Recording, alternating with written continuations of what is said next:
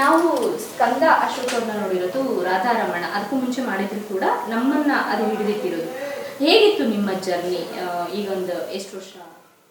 ಈಗ 2026ಗೆ 20 ವರ್ಷ ಆಗುತ್ತೆ ಇಂಡಸ್ಟ್ರಿಯಲ್ಲಿ. ಅಂದರೆ 5ನೇ ವರ್ಷ. ಅಂದರೆ 20 ವರ್ಷದ ಹಿಂದೆ ನನ್ನ ಫಸ್ಟ್ ಸಿನಿಮಾ ರಿಲೀಸ್ ಆಯಿತು. ಅದು ಮಲಯಾಳಮಲ್ಲಾಗಿತ್ತು ಆ್ಯಂಡ್ ತುಂಬ ಒಳ್ಳೆ ಸಿನಿಮಾ. ಒಂದು ಒಳ್ಳೆ national award winning director Roshan Andrews ಅಂತ ಅವ್ರು ನನ್ನ ಫಸ್ಟ್ ಸಿನಿಮಾ ಡೈರೆಕ್ಟ್ ಮಾಡಿದ್ರು. ಅದರಿಂದ ನನಗೆ ತುಂಬ ಇಷ್ಟಪಟ್ಟರು. ಕೇರಳದಲ್ಲೆಲ್ಲ ಇವತ್ತುವರೆಗೂ, ಕೇರಳದಲ್ಲಿ ಮಾತ್ರ ಅಲ್ಲ, Malayalis across the globe actually. ನಾನಿವಾಗ ಹೊರದೇಶಕ್ಕೆ ಹೋದಾಗಲೂ ಅಲ್ಲಿ ಸೆಲ್ಫಿ ಕೇಳಿದ್ರಂಥ ಸಂದರ್ಭಗಳು, ಅಂದರೆ ನಾಟ್ ಥ್ರೂ ಓನ್ಲಿ ರಾಧಾರಮಣ ಅವ್ರ ಚಾರ್ಲತಾ ಅವ್ರ ಎನಿಥಿಂಗ್, ಆಲ್ಸೋ ಥ್ರೂ ಆ ಮಲಯಾಳಂ ಸಿನಿಮಾಯಿಂದ ಇವತ್ತುವರೆಗೂ ಸೋ ಮೆನಿ ಚೇಂಜಸ್ ಆಗಿರುತ್ತೆ. ನಾನು ಅವಾಗ ಕೇವಲ 19-20 ವರ್ಷದ ಹುಡುಗ ನಾನು ಅವಾಗ. ಸೊ ಅವಾಗ್ಲಿಂದನೂ ಇವಾಗ ಎಷ್ಟು ಚೇಂಜಸ್ ಆದ್ರೂ ಕಣ್ಣು ನೋಡಿಬಿಟ್ಟು ಗುರ್ತು ಹಿಡಿದು ಬಂದು ಮಾತಾಡಿಸಿ, ಬಾರೇನಲ್ಲಾಗಲಿ ದುಬೈಲಾಗಲಿ, ಸೊ ಇದೆಲ್ಲ ಆದಾಗ ತುಂಬ ಖುಷಿಯಾಗುತ್ತೆ. ಜರ್ಮನಿಯಲ್ಲಿ ನಮ್ಮ ಕನ್ನಡ ಫ್ಯಾನ್ಸು, ಹೀಗೆಲ್ಲ ಆದಾಗ ತುಂಬ ಖುಷಿಯಾಗುತ್ತೆ. ಸೊ ಈ ಜರ್ನಿ ನಾನು ಒಂದು ಉದ್ದೇಶಪೂರ್ವಕವಾಗಿ ಒಂದು ಆ್ಯಕ್ಟರ್ ಆಗಲೇಬೇಕು ಅಂತ ನಾನು ಸ್ಟಾರ್ಟ್ ಮಾಡಿದ್ದಲ್ಲ. ಸೊ ಇದೆಲ್ಲ ನಾನು ಬಯಸದೆ ಬಂದ ಭಾಗ್ಯ. ಹಾಗಾಗಿ ನಾನು ತುಂಬ ಇದನ್ನು ಎಂಜಾಯ್ ಮಾಡ್ತೀನಿ. ನನ್ನ ಪರ್ಸ್ನಾಲಿಟಿ ಸ್ವಲ್ಪ ಡಿಫ್ರೆಂಟ್ ಆಗಿದ್ರೂ ನಾನು ಇಂಡಸ್ಟ್ರಿಗೆ ಅಡ್ಯಾಪ್ಟ್ ಮಾಡಿಕೊಂಡು ಇವತ್ತು ಒಂದಿಷ್ಟು ಕೆಲಸ ಮಾಡೋಕ್ಕೆ ಒಂದು ಅವಕಾಶ ಸಿಕ್ಕಿದೆ. ಸುಮಾರು ಒಂದು 12 ಸಿನಿಮಾ ಮೇಲ್ ಮಾಡಿದ್ದೀನಿ as a hero. And serials ಅಷ್ಟೇ ಚೆನ್ನಾಗಿ ಕೈ ಹಿಡಿತು. ಯಾಕಂದರೆ ನನಗೆ ಸೀರಿಯಲ್ ಪ್ರಪಂಚನೇ ಗೊತ್ತಿಲ್ಲ. ಹಾಗಾಗಿ ನಾನು ಸಿನಿಮಾ ಮಾಡ್ತಿರೋ ಟೈಮಲ್ಲಿ ನನ್ನ ಫ್ರೆಂಡ್ ಒಬ್ಬರು ಹೀಗೆ ಪರಮ್ ಸರ್ ಕರಿತಾ ಇದ್ದಾರೆ, ಒಂದು ಶೋನ ಹೋಸ್ಟ್ ಮಾಡಬೇಕು ಅಂತ ಸುಳ್ಳು ಹೇಳಿಬಿಟ್ಟು ಕರೆಸಿ, ಯಾಕಂದರೆ ನಾನು ಸೀರಿಯಲ್ ಮಾಡಲ್ಲ ಅಂತ ಅವರಿಗೂ ಸಚಿನ್ ಹೆಗ್ಗಾರ್ ಅಂತ ನನ್ನ ಫ್ರೆಂಡ್, ಅವರು singer as well as costume designer, ಅವ್ರು ಕರೆದಿದ್ರು. ಅವ್ರಿಗೆ ಗೊತ್ತಿತ್ತು ನಾನು ಸೀರಿಯಲಲ್ಲಿ ನಂಗೆ ಅಷ್ಟು ಉತ್ಸಾಹ ಇರಲಿಲ್ಲ ಅಂತ ಮಾಡೋಕ್ಕೆ. ಹಾಗಾಗಿ ಅದೇ ವೇಳೆಯಲ್ಲಿ ಅದೇ ಟೈಮಲ್ಲಿ ಒಂದು ತಮಿಳ್ ಸಿನಿಮಾ ಇತ್ತು, ಒಂದು ದೊಡ್ಡ ಸಿನಿಮಾ. ಅದನ್ನು ಮಾಡಿದೆ ನಾನು, ರಾಧಾರಮಣ ಒಪ್ಕೊಂಡು ಮಾಡಿದೆ. ಅದಕ್ಕೆ ಕರೆಕ್ಟಾಗಿ ಪ್ರೋತ್ಸಾಹಿಸಿ ನಮ್ಮ ಜನರು ಸಪೋರ್ಟ್ ಮಾಡಿ ಒಂದು ಒಳ್ಳೆ ಮಟ್ಟಕ್ಕೆ ಗೆಲುವನ್ನ ನೋಡಿಸಿದ್ರು. ಹಾಗಾಗಿ ಅದಾದ ನಂತರನೂ ಅಷ್ಟೇ ಸರಸು ಅಂತ ಮಾಡಿದ್ವಿ. ಒಂದು ಸ್ವಲ್ಪ ಕ್ಲಾಶಸ್ ಇರೋದ್ರಿಂದ ಅದು ಸ್ವಲ್ಪ ಬೇಗ ವೈಂಡ್ ಅಪ್ ಆಯಿತು. ಬಟ್ ರಾಧಾರಮಣ ಒಂದು ದೊಡ್ಡ ಹಿಟ್ ಕೊಟ್ಟಾದಮೇಲೆ ಇದು ಅವನು ಮತ್ತು ಶ್ರಾವಣಿನೂ ಈ ಮಟ್ಟಕ್ಕೆ ಒಂದು ರೀಚ್ ಆಗುತ್ತೆ ಅಂದರೆ ಇದೆಲ್ಲ ಜನರ ಪ್ರೀತಿನೇ ಕಾರಣ ಅಂತ ಹೇಳ್ಬೋದು. ಸೊ ತುಂಬ ಒಂದು ಖುಷಿ ಕೊಡುವಂಥ ಒಂದು ಜರ್ನಿ ನಂದು. ಈ ಅನಿರೀಕ್ಷಿತವಾಗಿ ಬಂದಿದ್ದು ನಟನೆಗೆ ಅಂತ. ಹೌದು. ನಟನೆಗೆ ಬರೋಕ್ಕೂ ಮುಂಚೆ ಏನು ಅಂದ್ಕೊಂಡಿದ್ರಿ, ಏನು ಮಾಡ್ತಾ ಇದ್ರಿ? ನಾನು ಆ್ಯಕ್ಚುಲಿ ನಮ್ಮದು ತೋಟಾಪಿ ಕುಟುಂಬ. ಸೊ ನಮ್ಮದು ಅಗ್ರಿಕಲ್ಚರಲ್ ಲ್ಯಾಂಡ್ಸ್ ಇದೆ, ಕಾಫಿ ಮತ್ತು ಬ್ಲ್ಯಾಕ್ ಪೆಪ್ಪರ್ ಗ್ರೋ ಮಾಡ್ತೀವಿ ಚಿಕ್ಕಮಗಳೂರಲ್ಲಿ. ಸೊ ಆ ದೃಷ್ಟಿಯಲ್ಲೇ ನಾನು ಹಾಗೆ ತೋಟನ ಇಂಪ್ರೂವ್ ಮಾಡ್ಕೊಂಡು ಹೋಗೋಣ ಅಂತ ಎಲ್ಲ ಒಂದು ಪ್ಲ್ಯಾನ್ ಇತ್ತು ಮುಂಚೆ.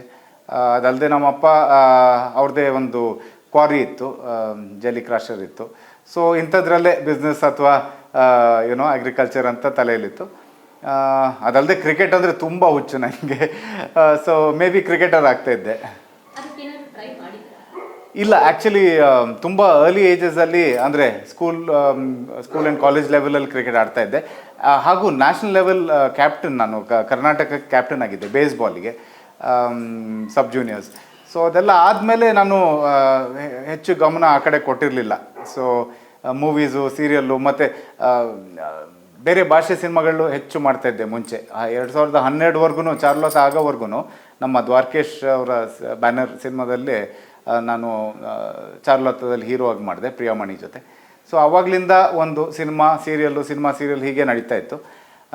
ಮತ್ತು ಸ್ಪೋರ್ಟ್ಸ್ ಕಡೆ ಜಾಸ್ತಿ ಉತ್ಸಾಹ ಕೊಡೋಕ್ಕಾಗಲಿಲ್ಲ.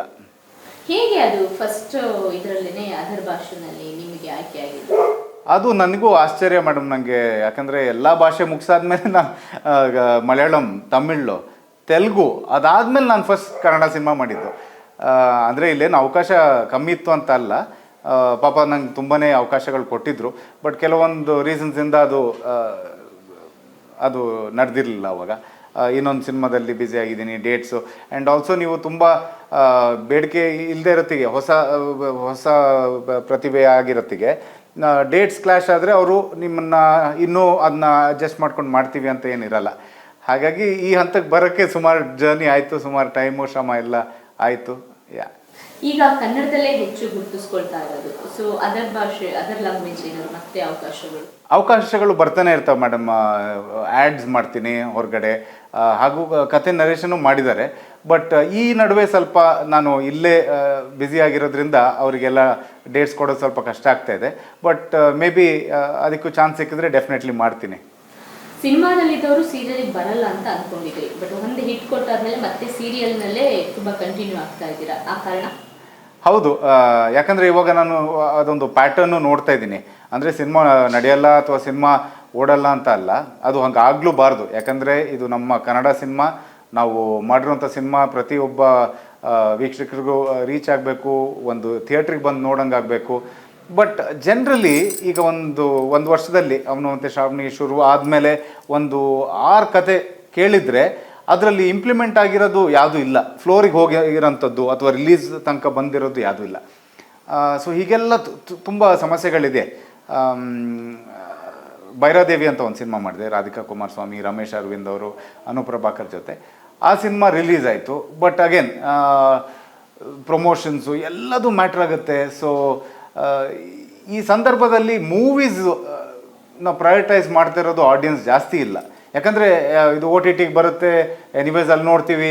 ಮತ್ತು ಇವಾಗ ಹೊಸ ಫಾರ್ಮ್ಯಾಟ್ಗಳು, ಮೊನ್ನೆ ಅಷ್ಟೇ ಒಂದು ಆರೂರ್ ಜಗದೀಶ್ ಸರ್ ಅವ್ರದ್ದು ಇದು ಮಾಡಿದೆ, web series, micro web series.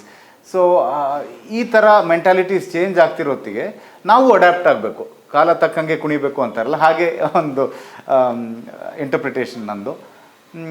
So ಎಲ್ಲದರಲ್ಲೂ ನಾನು ಖುಷಿಯಾಗಿ ಟ್ರೈ ಮಾಡ್ತೀನಿ. ನಾನು ಇದನ್ನ ಮಾಡೋದೇ ಇಲ್ಲ, ಇದನ್ನ ಮಾಡಲೇಬೇಕು ಅಂತ ಹೇಳಲ್ಲ. ಯಾಕಂದರೆ ಒಂದು ಅನುಭವದಲ್ಲಿ ಅದೇ ಆಯಿತು ನನಗೆ. ರಾಧಾರಮಣ ನಾನು ಭವಿಷ್ಯ ನಾನು ಇಲ್ಲ ಅಂತ ಹೇಳಿದ್ದಿದ್ರೆ ನಾನು ಏನೋ ದೊಡ್ಡದು ಮಿಸ್ ಮಾಡ್ತಾಯಿದ್ದೆ. ಸೊ ಹಾಗಾಗಿ ಎಲ್ಲ ಫಾರ್ಮ್ಯಾಟಿಗೂ ಒಂದು ಅವಕಾಶ, ಎಲ್ಲರಿಗೂ ಒಂದು ಅವಕಾಶ ಅಂತ ನಾನು ಒಂದು ಟ್ರೈ ಮಾಡ್ತೀನಿ. ಒಂದು ಖುಷಿ ಏನಂತಂದ್ರೆ ರಾಧಾರಮಣದಲ್ಲಿ ರಮಣ ಆಗಿ ಎಲ್ಲರೂ ಮನಸ್ಸು ಗೆದ್ರಿ, ಈಗ ಅವನು ಮತ್ತು ಶ್ರಾವಣಿಯಲ್ಲಿ ಅಭಿಯಾಗಿ ಎಲ್ಲರೂ ಮನಸ್ಸು ಗೆಲ್ತಿದ್ದೀರಾ. ಅಂದ್ರೆ ಬಹಳ ಮುಖ್ಯವಾಗಿ ಪಾತ್ರಗಳೇ ನಮ್ಮನ್ನ ಗುರುತಿಸ್ಬೇಕಾಗಿರುವಂಥದ್ದು, ಆ ಖುಷಿ ಬಗ್ಗೆ ಹೇಳುತ್ತೆ.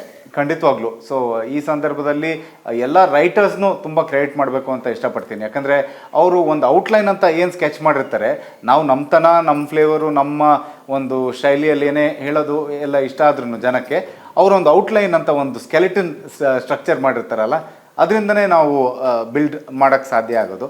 ಸೊ ತುಂಬ ಖುಷಿಯಾಗುತ್ತೆ ಪಾತ್ರದಿಂದ ಜನ ಗುರುತಿಸಿದಾಗ. ಯಾಕಂದರೆ ನಮಗೂ ಎಲ್ಲೋ ಒಂದು ಕಡೆ ಒಂದೇ ಪಾತ್ರ ಹಿಟ್ಟಾದಾಗ ಆ ಹೆಸರಲ್ಲೇ ಗುರುತಿಸ್ತಿರ್ತಾರೆ. ಮತ್ತು ಇನ್ನೊಂದು ಪಾತ್ರ ಹಿಟ್ಟಾದಾಗ ಓ ಇದನ್ನು ಮಾಡ್ತಿದ್ದೀರಲ್ಲ, ಚೆನ್ನಾಗಿ ನಡೀತಿದೆ ಅಂದಾಗ ಇನ್ನೂ ಖುಷಿ ಆಗುತ್ತೆ. So it's interesting journey. ಇತ್ತೀಚೆಗೆ ಬರುವಂಥ ಸೀರಿಯಲ್ಲು ಮೆಗಾ ಸೀರಿಯಲ್ಗಳು ವರ್ಷಾನ್ಗಟ್ಲೆ, ಈಗ ನಿಮ್ಮದೇ 2 ವರ್ಷ ರೀಚ್ ಆಗ್ತಾ ಇದೆ ಸೀರಿಯಲ್. ಸೊ ಈಗ ವೆಬ್ ಸೀರೀಸ್ ಕೂಡ ಮಾಡ್ತಾ ಇದ್ದೀರಾ, ಟೈಮ್ ಬ್ಯಾಲೆನ್ಸ್ ಹೇಗೆ ಮಾಡ್ಕೊಳ್ತೀರಾ? ತುಂಬ ಕಷ್ಟ ಆಗುತ್ತೆ ಮೇಡಮ್. ಸೊ ನನ್ನ ಫ್ಯಾಮಿಲಿ ಕಂಪ್ಲೇಂಟ್ ಮಾಡ್ತಾ ಇರ್ತಾರೆ, ನೀವು ಟೈಮ್ ಕೊಡಲ್ಲ, ಅಥವಾ ಏನಾದ್ರು ಒಂದು ಇವೆಂಟ್ ಇರತ್ತಿಗೆ ನಿಮ್ದು ಯಾವಾಗಲೂ ಏನಾದ್ರು ಒಂದು ಕೆಲಸ ಇರುತ್ತೆ ಅಂತ ಎಲ್ಲ ಒಂದು ಇದೇ ಇರುತ್ತೆ. So it is difficult but it's not impossible. ಯಾಕಂದರೆ ಇದೇ ಫೀಲ್ಡ್ ನಮಗೆ ಖುಷಿ ಕೊಡ್ತಾ ಇದೆ, ಇದೇ ಫೀಲ್ಡಲ್ಲಿ ನಾವು ಹೆಸರು ಗಳಿಸ್ತಾ ಇದ್ದೀವಿ, ದುಡಿತಾ ಇದ್ದೀವಿ ಅಂದಾಗ ಇದಕ್ಕೆ ಹೆಚ್ಚಿನ ಪ್ರಾಮುಖ್ಯತೆ ಕೊಡ್ತಾನೆ ಹೋಗ್ತೀವಿ. ಹಾಗಾಗಿ ಇಟ್ಸ್ ಅ ಬ್ಯಾಲೆನ್ಸ್, ಎಲ್ಲದು ಬ್ಯಾಲೆನ್ಸ್. ಒಂದು ತಿಂಗಳಲ್ಲಿ ಇವಾಗ ನಮ್ಮ ಪ್ರೊಡಕ್ಷನ್ ಮ್ಯಾನೇಜರೇ ಇವಾಗ ಮೊನ್ನೆ ಒಂದು ಆ್ಯಡ್ ಮಾಡಿಸಿದ್ರು ನನ್ನ ಕೈಯಲ್ಲಿ. ಇವಾಗ ಒಂದು ಇವೆಂಟ್ ಬರ್ತಾಯಿದೆ, ನನ್ನ ಮಗಳು 5ನೇ ವರ್ಷದ ಬರ್ತ್ಡೇ. ಅದಕ್ಕೆ ಫುಲ್ಲು ಬಿಸಿಲಲ್ಲಿ ನಿಂತು ಟ್ಯಾನ್ ಆಗೋಗ್ಬಿಟ್ಟಿದ್ದೆ. ಬಟ್ ಇದೆಲ್ಲ ಆಗುತ್ತೆ ಕೆಲವು ಸತಿ, ಆ್ಯಂಡ್ ಅದನ್ನ ಮ್ಯಾನೇಜ್ ಮಾಡ್ಕೊಂಡು ಹೋಗೋದೇ ಒಂದು ಆರ್ಟಿಸ್ಟಿನ ಜೀವನ ಅಂತ ಅಂದ್ಕೊಂಡಿದ್ದೀನಿ. ಸೊ ಯಾವತ್ತಾದ್ರೂ ಬ್ರೇಕ್ ಬೇಕು ಅಂತ ಅನ್ನಿಸ್ತಾ ಇಷ್ಟು ಬ್ಯುಸಿ ವರ್ಕಲ್ಲಿ? ಖಂಡಿತವಾಗ್ಲೂ ಬ್ರೇಕ್ ಬೇಕು ಅಂತಲೇ ಅನಿಸ್ತಾ ಇರುತ್ತೆ, ಅವಾಗ ಅನಿಸ್ತಾ ಇರುತ್ತೆ. ಹಾಗೆ ತುಂಬ ಬ್ರೇಕ್ ಇದ್ರೂ ಬೋರ್ ಆಗುತ್ತೆ. ಸೊ ಕೆಲಸ and work and fun is always a good balance ಆಗಿರಬೇಕು ಅಂತ ಹೇಳಕ್ಕೆ ಇಷ್ಟಪಡ್ತೀನಿ. ಈ ನಿಮಗೆ ಸಿನಿಮಾ ಬೇರೆ, ಸೀರಿಯಲ್ ಬೇರೆ. ಸಿನಿಮಾದಲ್ಲಿ ಟೈಮ್ಲೆಸ್ಸು, ಅದು ಬೇಗ ಮುಗ್ದೋಗ್ಬಿಡುತ್ತೆ, ಡೇಟ್ಸ್ ಬೇಗ ಮುಗಿಯುತ್ತೆ.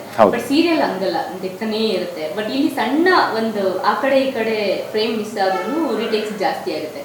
ಟ್ರಿಗರ್ ಯಾವತ್ತಾದ್ರೂ ಮಾಡುತ್ತಾ ಮತ್ತೆ ಶ್ರಾವಣಿ ಸೀರಿಯಲ್? ಈಗ ಪ್ರೊಡ್ಯೂಸರ್ ಫ್ರೆಂಡ್ಲಿ ಆರ್ಟಿಸ್ಟ್ ಅಂತ ಒಂದು ಹೆಸರು ಗಳಿಸ್ಕೊಂಡು ಬಂದಿದ್ದೀನಿ. ಹಾಗಾಗಿ ನನ್ನ ಕಮಿಟ್ಮೆಂಟ್, ನಾನು ಏನು ಪ್ರಾಮಿಸ್ ಮಾಡಿರ್ತೀನಿ ಅದನ್ನು ಕೊಡಲೇಬೇಕು. ಈಗ ಪ್ರೊಡ್ಯೂಸರ್ ನಿಟ್ಟಿಂದ ನೋಡುತ್ತೀಗೂ ಅವರಿಗೆ ಹೆಚ್ಚಿನ ಟೈಮು ಆರಾಮಾಗಿ ಶೂಟ್ ಮಾಡಬೇಕು ಅಂದರೆ ಅದು ಜಾಸ್ತಿ ದಿನ ಖರ್ಚುಗಳಾಗೇ ಆಗ್ತವೆ. And also producer being my friend, I have to consider that also. ಎಲ್ಲೋ ಒಂದು ಕಡೆ ನಾವು ಒಂದು ಸ್ವಲ್ಪ ಕಮಿಟ್ಮೆಂಟ್ ಕೊಡ್ತೀವಿ, ಅವರು ನಮ್ಮನ್ನು ತುಂಬ ಚೆನ್ನಾಗಿ ಅರ್ಥ ಮಾಡಿಕೊಂಡು ನಮಗೊಂದಷ್ಟು ಟೈಮ್ ಬಿಟ್ಟು ಕೊಡ್ತಾರೆ. ಅಥವಾ ಏನಾದ್ರು ಬೇರೆ ಪ್ರಾಜೆಕ್ಟ್ ಬಂದಾಗಲೂ ಆ ಡೇಟ್ಸ್ನ ಬ್ಲಾಕ್ ಮಾಡಿಲ್ಲದೆ ಬೇರೆ ಡೇಟ್ಸಲ್ಲಿ ಶೂಟ್ ಮಾಡ್ತಾರೆ. ಸೊ ಯಾವ ವಿಚಾರದಲ್ಲೂ ಕಂಪ್ಲೇಂಟ್ ಇಲ್ಲ. ಆ್ಯಂಡ್ ಅದು 600 ಎಪಿಸೋಡ್ ಆದಮೇಲೆ ಹೀಗೆ ಒಂದು ಹೆಲ್ದಿ ಬಾಂಡ್ ಮೇಂಟೈನ್ ಮಾಡೋದು ತುಂಬ ಕಷ್ಟ.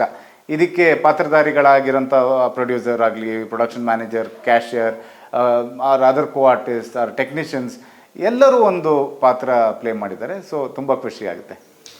ಈ ಸ್ಕಂದ ಅವ್ರನ್ನ ನೋಡಿದ್ರೆ ಆಟಿಟ್ಯೂಡ್ ಜಾಸ್ತಿ ಅಂತ ಅನ್ನೋದು ನೋಡ್ಬೋದು, ಬಟ್ ಬೆರ್ತಾಗ ಎಷ್ಟು ಒಳ್ಳೆ ಮನುಷ್ಯ ಅಂತ ಗೊತ್ತಾಗುತ್ತೆ. ಹೆಂಗೆ ರಿಯಲ್ ಸ್ಕಂದ? ಕಂಟೆಂಟ್ ಕೊಡಬೇಕಂದ್ರೆ ನಾನು ತುಂಬ ನಾಟಕೀಯ ಸ್ವಭಾವದವನು. ಸೊ ನಾನು ನಾಟಕ ಮಾಡ್ತೀನಿ ಅಂತ ಹೇಳ್ಬೋದು. But on serious note, I genuinely ನಾನು ನಮ್ಮ ತಾತನ ನೋಡಿದ್ದೀನಿ. ಸತತ 25 ವರ್ಷಗಳು ಅವರು ಶಿಕ್ಷಣ ಮಂತ್ರಿಗಳಾಗಿದ್ದರು. ಅವರಿಗೆ ಮಲ್ನಾಡ್ ಗಾಂಧಿ ಅಂತಲೇ ಇನ್ನೊಂದು ಹೆಸರಿಟ್ಟಿದ್ರು. ಯಾಕಂದರೆ ಅವ್ರದ್ದು ಅಷ್ಟು ಒಂದು ಶಿಸ್ತಿನ ಜೀವನ, ತುಂಬ ಒಳ್ಳೆ ಕೆಲಸಗಳು ಮಾಡಿದ್ರು. ಟೀಚರ್ಸ್ 2 ಲಕ್ಷ ಟೀಚರ್ಸ್ನ ಏನೇ ಮುಟ್ಟದೆ, ಏನೇ ಒಂದು ಸಪ್ರೇಟ್ ಬ್ರೈಬು ಏನೂ ಇಲ್ಲದೇ ಅವ್ರ ಪಾಯಿಂಟಲ್ಲಿ ಅದು ಅಪಾಯಿಂಟ್ ಮಾಡಿ ಅವ್ರದ್ದು ಪೀರಿಯಡಲ್ಲಿ ಅದನ್ನ ತುಂಬ ಹೆಸರು ಗಳಿಸಿದ್ರು. CETನ ಇಂಟ್ರಡ್ಯೂಸ್ ಮಾಡಿಸಿದ್ದೆ ಅವರು, ಹೆಜ್ಜೆ ಗೋವಿಂದೇಗೌಡರು ಅಂತ. ಸೊ ಇಂಥವ್ರ ಜೊತೆ ಎಲ್ಲ ನಾನು ಬೆರ್ತಾಗ, ಅವ್ರದ್ದು ಟೀಚಿಂಗ್ಸ್ ನಮ್ಮ ಮೇಲಿದ್ದಾಗ, ಆ್ಯಂಡ್ ನಮ್ಮ ಕಾಫಿ ಡೇ ಸಿದ್ಧಾರ್ಥ ಮಾಮ, ಇವ್ರ ಜೊತೆ ಎಲ್ಲ ನಾವು ಒಂದು ನೋಡಿ ಬೆಳೆದಾಗ ನಮ್ದು ತುಂಬ ಚಿಕ್ಕ ಒಂದು ಸಾಧನೆ ಏನೂ ಇಲ್ಲ. ಸೊ ಹಾಗಾಗಿ ಒಂದು ಫಾಲ್ಸ್ ಪ್ರೆಸ್ಟೀಜು ಅಥವಾ ಒಂದು ಅದ್ಯಾವುದು ಇರಬಾರ್ದು ಅಂತ ನಂದು ಅಭಿಪ್ರಾಯ. ಯಾಕಂದರೆ ಇಂಥ ದೊಡ್ಡ ದೊಡ್ಡ ವ್ಯಕ್ತಿಗಳನ್ನ ನೋಡಿ ಬೆಳೆದಿರೋದು.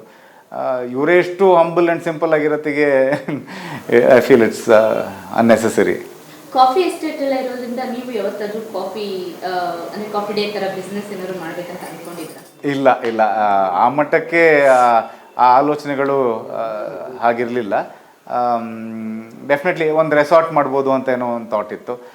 ಬಟ್ ಸಿದ್ಧಾರ್ಥ ಮಾಮದ್ದು ತುಂಬ ಯುನೀಕ್ ಪ್ಲ್ಯಾನ್ ಅದು, ಆ್ಯಂಡ್ ತುಂಬ ಶ್ರಮಪಟ್ಟು ಅದನ್ನ ಅವರು ಎಕ್ಸಿಕ್ಯೂಟ್ ಮಾಡಿದ್ದು.